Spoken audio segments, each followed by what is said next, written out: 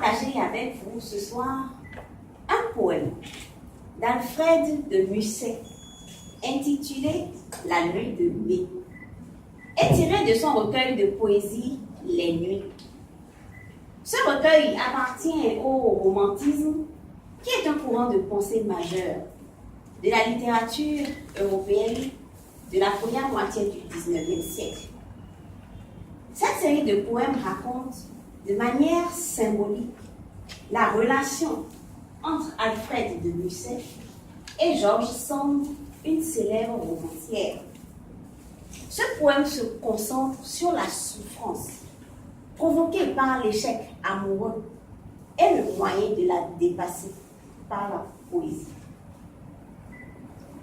Poète, prends ton luth, c'est moi ton immortel, qui t'a vu cette nuit triste et silencieux, et qui, comme un oiseau, peut s'approuver à peine, pour pleurer avec toi, descend du haut des cieux.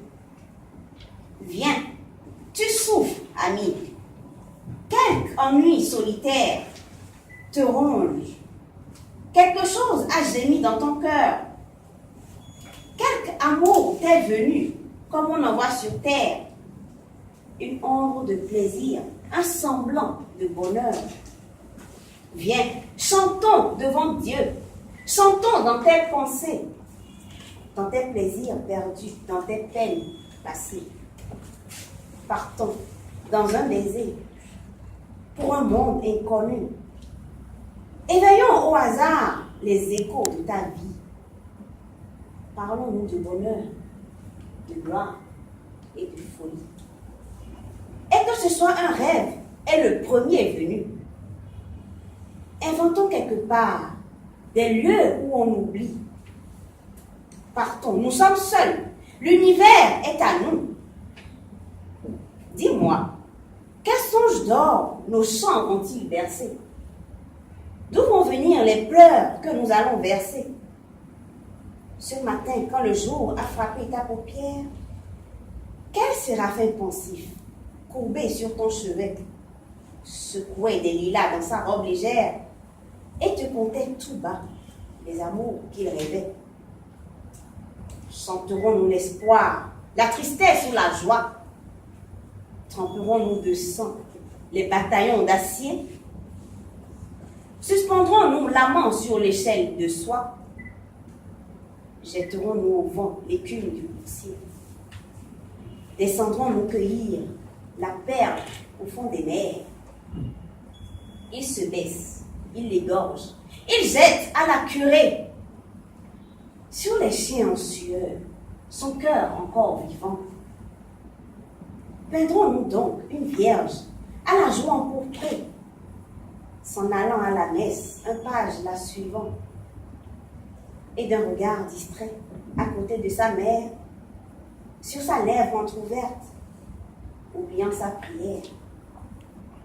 Elle écoute en tremblant, dans l'écho du pilier, résonner l'éperon d'un hardi cavalier, qui, poussé par la faim, du fond de son oubli, s'en vient tout grelottant d'envie et d'impuissance, sur le front du génie, insulter l'espérance, et mordre le laurier que son souffle a sali.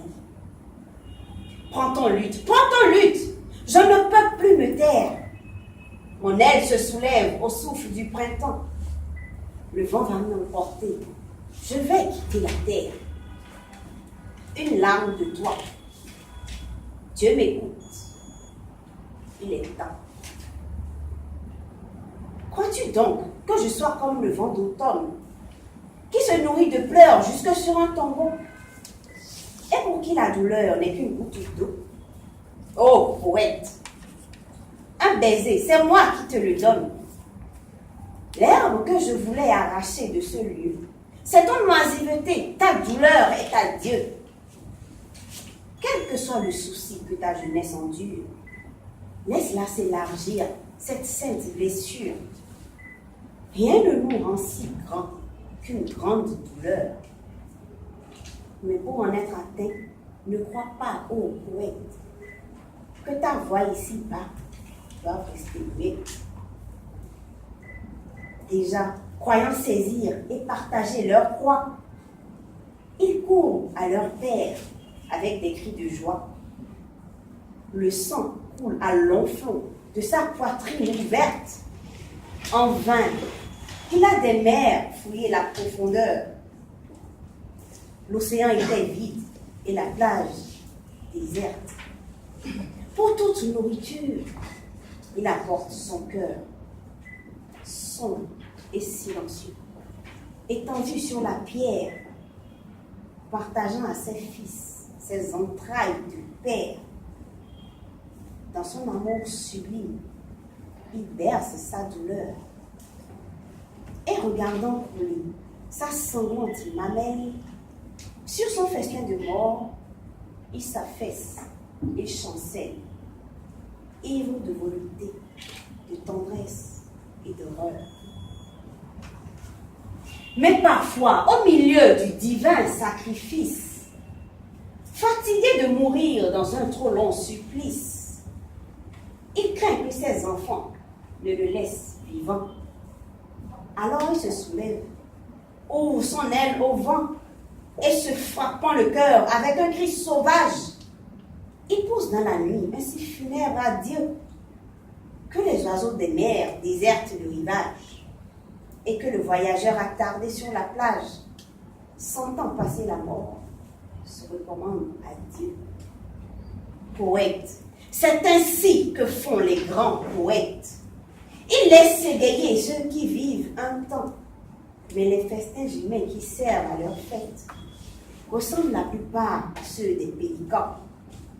Quand ils parlent ainsi d'espérance trompée, de tristesse et d'oubli, d'amour et de malheur, ce n'est pas un concert à dilater le cœur. Leurs déclamations sont comme des épées. Elles tracent en l'air un cercle éblouissant, mais il y pompe toujours quelques gouttes de sang. Madame la Dossière.